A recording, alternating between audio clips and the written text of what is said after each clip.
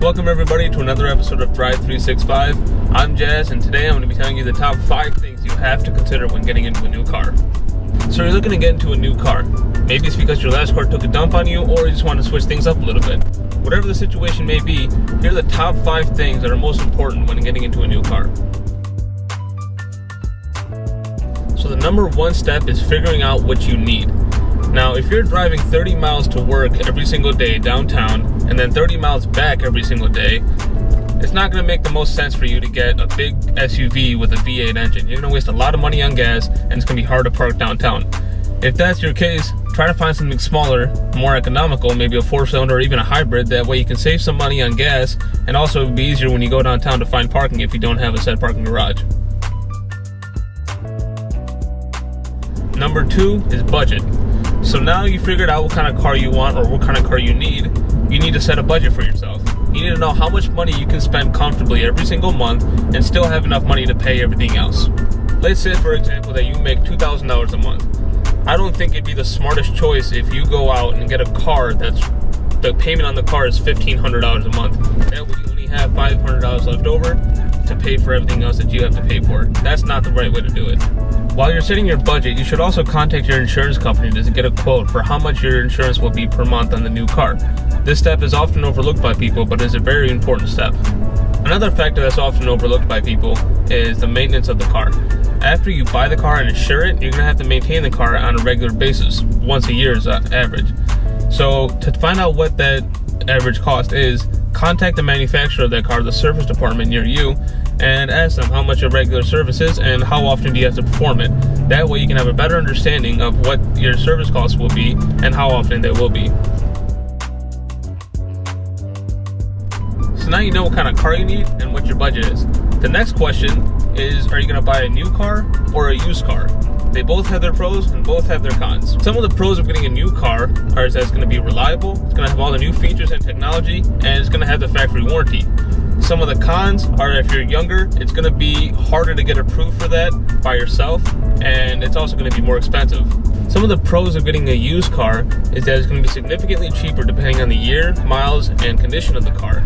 It's also going to be a little bit easier to get approved for if you're going by yourself without a cosigner, and you may also still have the factory warranty that came with the car originally.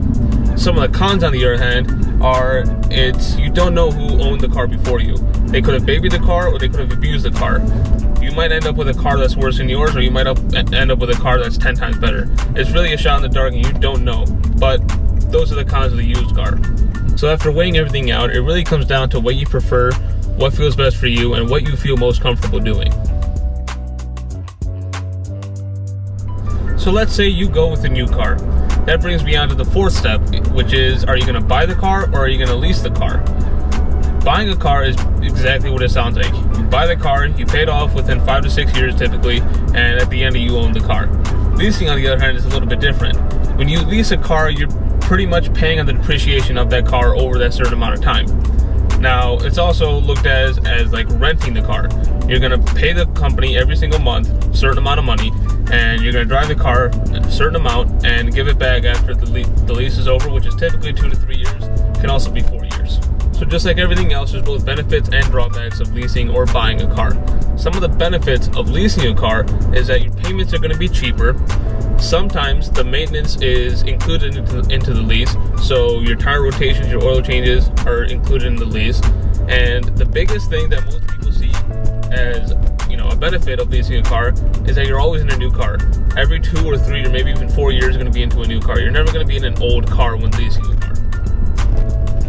Some of the benefits of buying a car is that when you buy the car, you're not restricted to any mileage.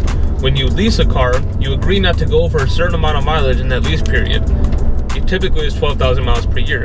This mileage can also vary between 5,000 and 15,000 as well. Now, if you do go over mileage, you're penalized per mile you go over, and that penalty is usually around 25 cents. It can go upwards of 35 cents or even 20 cents depending on the company, but that adds up quick. So if you do a lot of driving, leasing may not be the best idea for you. Another benefit of buying a car is that after the 5 or 6 years that you spend paying for it, the car 100% belongs to you. Whereas in a lease, you never actually own the car. Even if you're driving the car and you've paid for the car, it's not technically yours. So after you figure out if you're gonna buy a car or lease a car, you need to figure out what you want in that car. And that brings me on to step number 5, which is the specification. Now, some people really don't care what they drive. They just want the most base model car with nothing fancy in it, and that's great for them.